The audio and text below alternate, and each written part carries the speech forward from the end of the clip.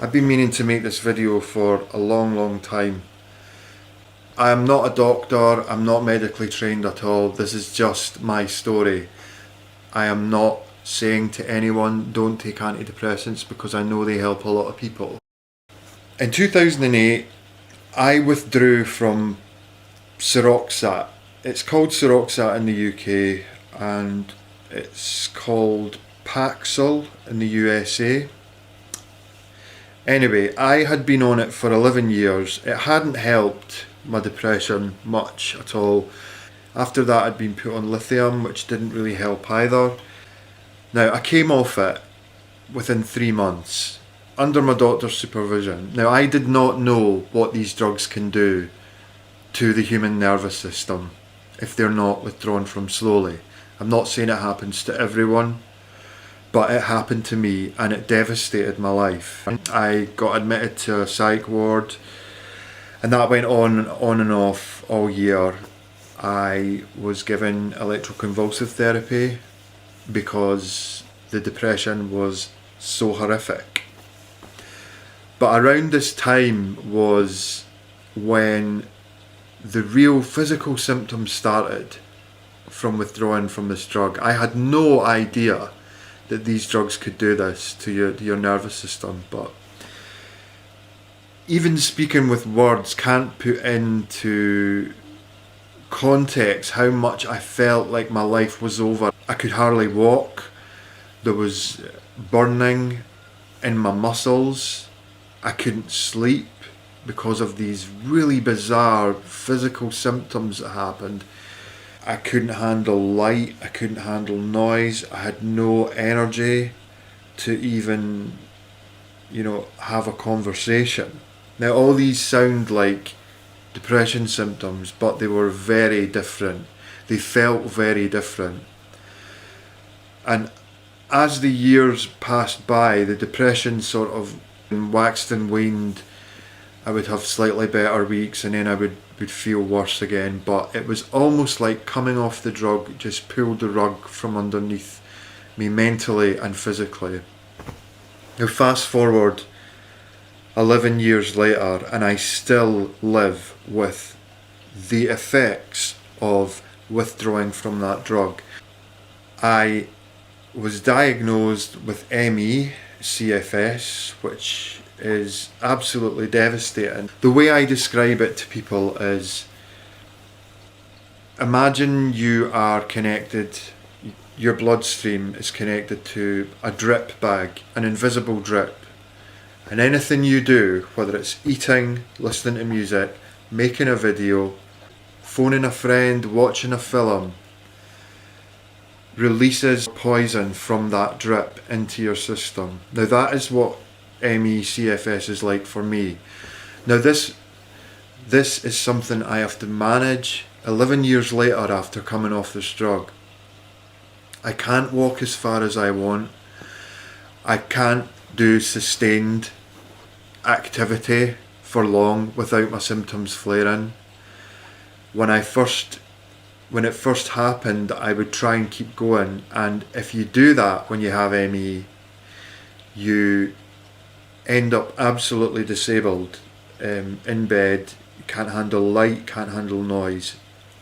So if I do 1 or 2 hours meditation a day, it brings the physical symptoms down to a point where I can maybe record a song for a while or play the piano for a while, and it never goes away, never. And every day is a grief, disappointment and shock that my nervous system will not heal from the effects of withdrawing from this drug 11 years ago. And I don't think that people are informed enough. I think that GPs think that withdrawal is made up and that the patient is being dramatic. I think that Big Pharma plays down the withdrawal symptoms, and what it is it's complete and utter addiction. When you withdraw from a drug and you have debilitating symptoms, that doesn't signify discontinuation syndrome, which is Big Pharma's way of making addiction sound more palatable. That's all that means. Discontinuation syndrome. So I now use an electric bike to get around the small village and town that I live in. I can't pedal. If I ever pedal, the power is on full, so I basically just have to move the pedal for the motor to kick in. Most of the time I use the throttle. It gets me out and about. I also now have a mobility scooter which folds up into the size of a suitcase. If I want to travel or go away anywhere, I have to take it on the train with me. I can't just walk about anymore. I can't walk further than 200 metres without symptoms kicking in straight away. If I overdo it on any day, then I don't sleep properly. I'll maybe get 4 or 5 hours if I'm lucky, which is what happened last night. And then all the symptoms start snowballing. So this is a constant day-to-day thing. I've tried a lot of stuff to recover from it. I've done the Gupta program, which is similar to the lightning process. Countless vitamins, countless supplements, countless therapies. With chronic illness and depression, I swing from doing my meditation, doing what helps, and carving a little bit of a life and accepting my limitations, accepting that I can't walk where I want, I can't do prolonged stuff anymore. You swing from that to completely, why has this happened to me? Why was I not informed that this would happen if I came off this drug? And that only, when the ME and these physical symptoms hit me, withdrawing from the drug, it only reinforced the isolation and loneliness and this sort of, people can't relate to this. I know people who came off an antidepressant and they were fine. Well, that is not my story.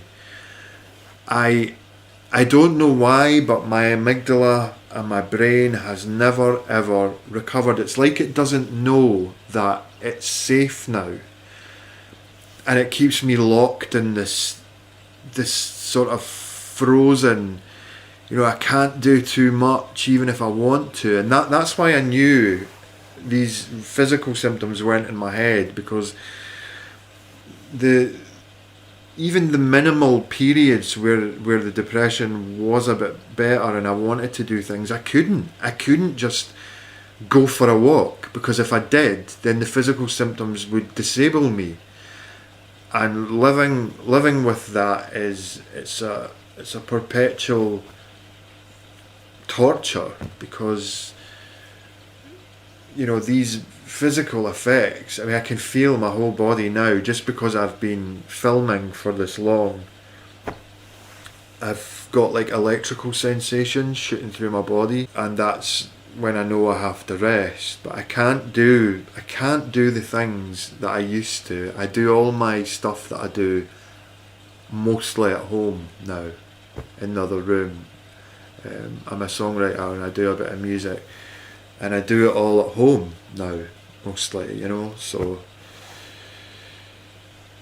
I would just say, please be careful and think about taking one of these drugs, and think about if you want to come off it one day and how that's going to affect you. I personally think that these drugs should only be prescribed when a person is maybe thinking of ending their life, but I feel that doctors just give them out so easily.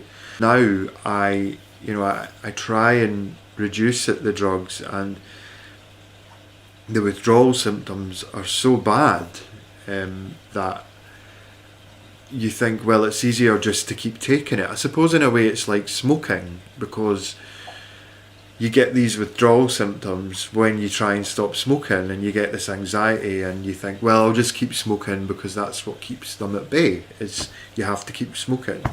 And it's the same with any addictive drug. If you don't get it, you go through withdrawal. And I just think that these drugs should have on the packets, these drugs are addictive. You know, if you come off these drugs, you may suffer, you know, devastating effects. Your nervous system might not recover. Your life may be changed. You know what I mean? And they're not going to put that because it's about making money.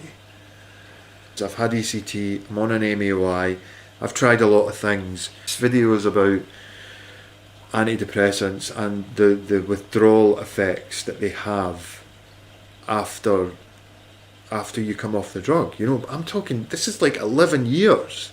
I know these drugs are, you know, they turn people's lives around too, and it's not an easy thing to talk about because they do help a lot of people. I've nothing against them helping people. I just want to tell you what happened to me with the drug. I think it's SmithKline and Beecham that manufacture it.